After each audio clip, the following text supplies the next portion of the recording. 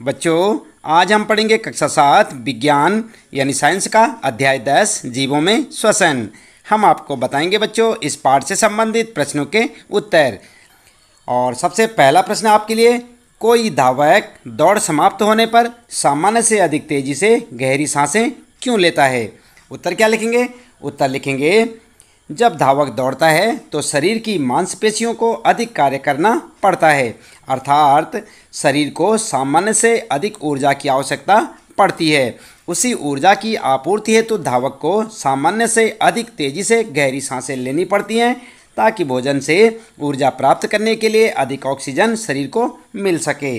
आई बात समझ में? तो ये आपका पहला प्रश्न और उसका उत्तर। इसके बाद बच्चों बात करते हैं, दूसरा प्रश्न है, वायवीय और अवायवीय श्वसन के बीच समानताएं और अंतर बताइए। तो आप सबसे पहले यहाँ पर लिखेंगे समानताएं। आप देख रहे हैं ना, उत्तर में लिखेंगे वायवीय और अवायवीय श्वसन में समानताएं। और नंबर 1, दोनों प्रकार के श्वसन में ऊर्जा उत्पन्न होती है।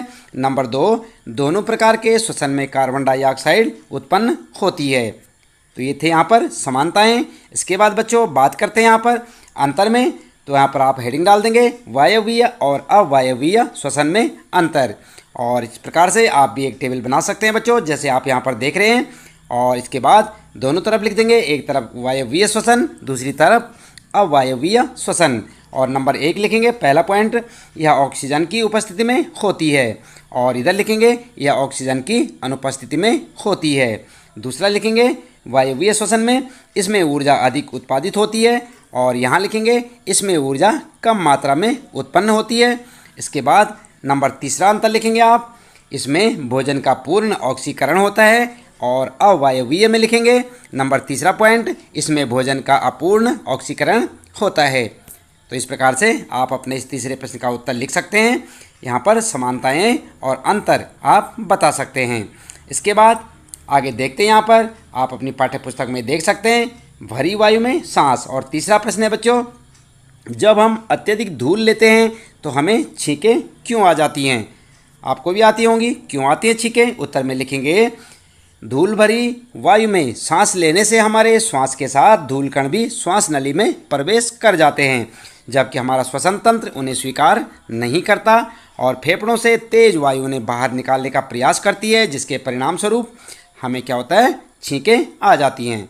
इस प्रकार से आप लिख सकते हैं बच्चों अपने तीसरे प्रश्न का उत्तर। देख रहे हैं ना आप यहाँ पर, ये तीसरा प्रश्न आपका और इसका उत्तर। इसके बाद चौथा प्रश्न आता है आपका, और इसमें पूछा है 3 परख नलियाँ लीजिए, प्रत्येक को देख रहे हैं ना आप यहाँ पर 3/4 भाग तक जल से भर लीजिए।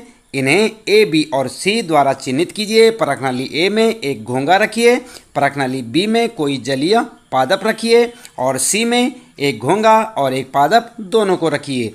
किस परख नली में कार्बन डाइऑक्साइड की सांद्रता सबसे अधिक होगी? तो इसका उत्तर क्या लिखेंगे आप? उत्तर इस प्रकार से लिखें बच्चों, परख नली ए में कार्बन डाइऑक्साइड की सांद्रता सबसे अधिक होगी, क्योंकि घोंगा श्वसन द्वारा कार्बन डाइऑक्साइड बाहर निकालता है। परख नली बी में जलीय पौधा प्रकाश संश्लेषण क्रिया में उत्पन्न कार्बन डाइऑक्साइड का इस्तेमाल कर लेता है। परख नली सी में घोंगा और पादप होने के कारण घोंगे द्वारा छोड़ी गई कार्बन डाइऑक्साइड पादप द्वारा अवशोषित कर ली जाती है, जिससे कार्बन डाइऑक्साइड की सांद्रता कम हो जाती है। आई बात समझ में? तो इस प्रकार से आप लिख सकते हैं अपना ये चौथा प्रश्न है आपका और उसका उत्तर। ठीक इसी प्रकार से लिखें, इसे समझें, अच्छे से याद करें बच्चों। इसके बाद 5वां प्रश्न है बच्चों, सही उत्तर पर सही का चिन्ह लगाइए या सही का निशान लगाइए। और क्या है? तिलचट्टों के शरीर में वायु प्रवेश करती है उनके, और यहाँ पर जो आपके लिए 4 ऑप्शन है, इसमें सही ऑप्शन आपने छांटना है यहाँ पर, फेफड़ों द्वारा, क्लोमों द्वारा, श्वास रंध्रों द्वारा या त्वचा द्वारा। ठीक है, तो आप सोचिए, तब तक दूसरा प्रश्न पढ़ लेते हैं। उसके बाद इन सब के बाद हम आपको उत्तर बता देंगे। ख वाला है, अत्यधिक व्यायाम करते समय हमारी टांगों में जिस पदार्थ के संचयन के कारण ऐंठन होती है वह है। तो यहाँ पर 4 ऑप्शन है यहाँ पर भी, और क्या है वह? यहाँ पर देख सकते हैं आप, कार्बन डाइऑक्साइड, लैक्टिक अम्ल, अल्कोहल या जल। और इसके बाद है ग वाला प्रश्न है बच्चों, किसी सामान्य वयस्क व्यक्ति की विश्राम अवस्था में औसत श्वसन दर होती है, कितनी होती है? यहाँ से आपको लिखना होगा। ये 4 ऑप्शन है यहाँ पर, 9 से 12 प्रति मिनट, 15-18 प्रति मिनट, 21-24 प्रति मिनट या 33-33, यहाँ पर 30-33 प्रति मिनट। तो यहाँ पर से आपको एक ऑप्शन चुनना है, सही वाले पे आपने सही का चिन्ह लगाना है।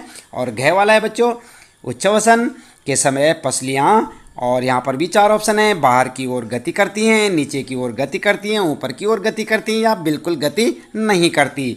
तो यहाँ पर है ना आपके लिए कै कै गै गै 4 है यहाँ पर, और चारों में आपने सही उत्तर पर जो है निशान लगाना है। तो उत्तर आप यहाँ से देख सकते हैं बच्चों, इस प्रकार से लिखेंगे। कै वाले का लगा देंगे आप थर्ड पर सही का चिन्ह, और ख वाले का सेकंड आपका सही होगा, गै वाले का भी सेकंड, और घ वाले का भी सेकंड। तो यहाँ से आप इसी प्रकार से आप अपने जो है सही विकल्प को चुन सकते हैं। आई बात समझ में? 5वां प्रश्न है और उसके सही विकल्प यहाँ पर आप देख सकते हैं। इसी प्रकार आप अपना उत्तर लिख सकते हैं। इसके बाद बच्चों बात करते हैं, यहाँ पर छठा प्रश्न है, कॉलम ए में दिए गए शब्दों का कॉलम बी के साथ मिलान कीजिए। और यहाँ पर आप देख सकते हैं, अपनी पाठ्य पुस्तक में भी देख सकते हैं, कॉलम ए और कॉलम बी। तो यहाँ पर ईस्ट के साथ मिलाएंगे, यहाँ पर डायाफ्राम के साथ या मध्यपट जिसे कहते हैं, और यहाँ पर गै में त्वचा के साथ, और पत्तियाँ, मछली और मेंढक। और यहाँ पर आपके विकल्प दिए हुए हैं, आप इन्हें देख सकते हैं। इनमें से सही के साथ आपने सही मिलान करना है। तो उत्तर चलिए देख लेते हैं। उत्तर में आप इस प्रकार से लिखेंगे, सबसे पहले लिखेंगे उत्तर, और यहाँ पर जो एक टेबल सी बना लेंगे, कॉलम ए और कॉलम बी, ठीक है।